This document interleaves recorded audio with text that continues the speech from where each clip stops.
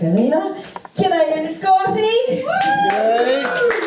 Yeah, it's alright, I'm not doing a shit accent, I really am an Aussie. Yeah. But people ask me, how did you get to Ireland? How did you get to Ireland? I married an Irishman for the sins, yeah. But now he's my ex-husband and neither of us can get the shift, so I don't know what the point of that was.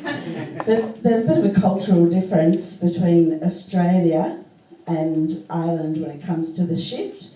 First thing is, we don't call it the shift. We don't get the shift. We call it pashing. It's short for like passionate kissing. So it's like, he's a really good pasher, or like, we pashed.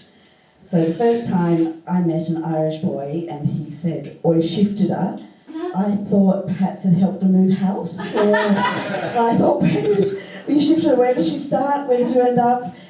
But again, with the cultural differences across countries, I once hooked up with a Turkish man. He was a kebab shop guy. It was a rough night. And when we got back to his place, he did the weirdest move that I've ever encountered when it comes as far as shifting. We were having a pash, we were having a shift on the couch. He got up, went and refreshed his drink. When he came back, he sat on my lap. I know, right? And I'm like, he sat on my lap and started kissing me again. I'm thinking, this is weird. It's really weird, but why is it weird, right? Like, if I was sitting on his lap, it wouldn't be weird. But then I realised, like, I was a mummy, so I was used to, like, children sitting on my lap, and it's just not. But have you seen porn lately? I haven't seen porn lately. because I stopped. Because it's like, no matter what you put in, you're going to get something really gross. You're going to get something really gross. And it takes a lot to gross me out, because my whole shtick is, where I worked in Perth was a sex shop. Yeah, that's how I met the Irish boy. Yeah. Because this was, I'll set the scene, 2008, 2009, Perth, Western Australia. Celtic Tiger had died in the arse. So there were 30,000 Irish boys there with visas trying to get into the mining industry, and at least another 30,000 more sleeping on their floors because Mammy had said, "Don't come back, there's no point, it's cold and there's no jobs."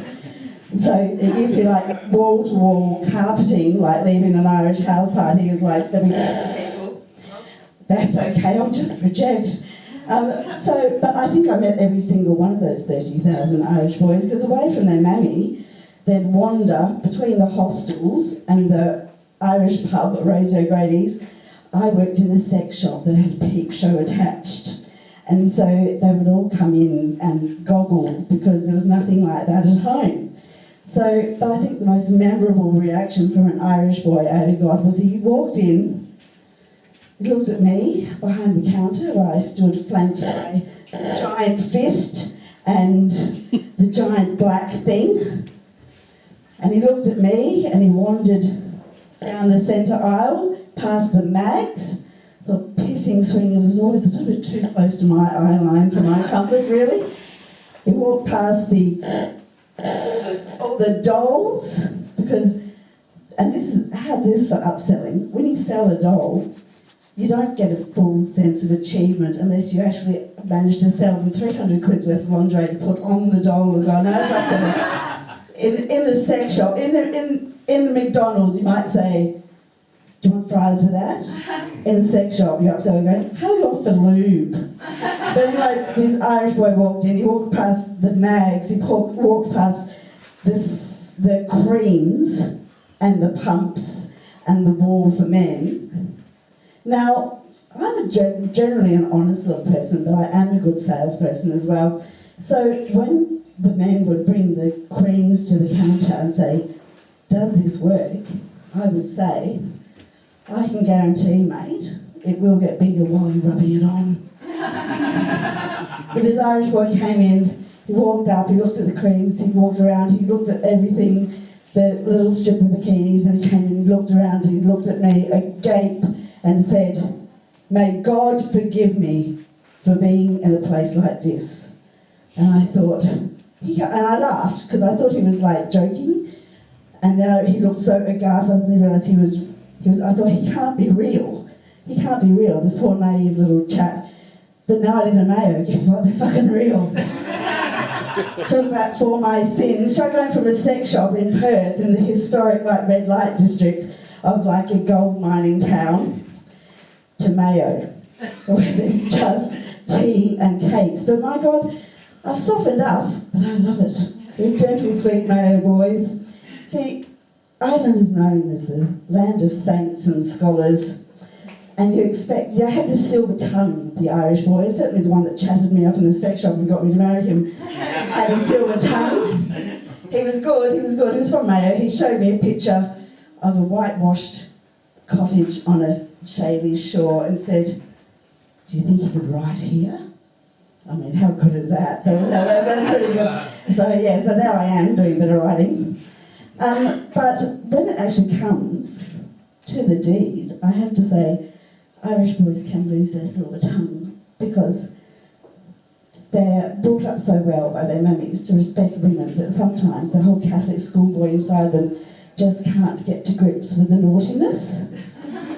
So, as I said, I was working in the sex shop, surrounded by lingerie, surrounded by adult toys, that sort of thing. This gave the Irish boy that I got engaged to a few inspirations.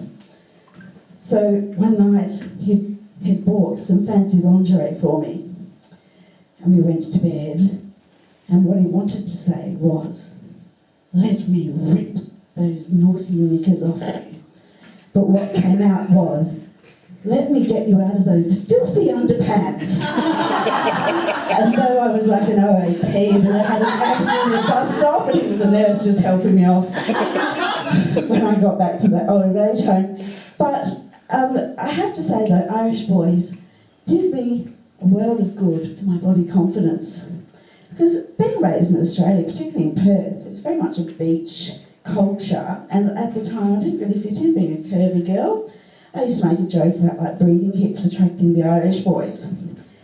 But the first time I took an Irish boy to breakfast, we were standing outside the cafe looking at the sandwich board outside with the menu. And he said, what are you going to have? It was from Martine. What are you going to have? And I said, I think I'll probably have the muesli.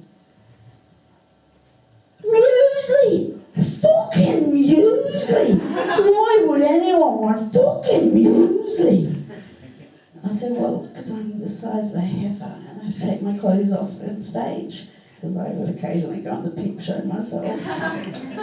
And he said, he rocked back on his heel, looked me up and down, did the tilt shot, and I thought he was going to concede my point, as an Australian man would. He would have said, like, yeah, see.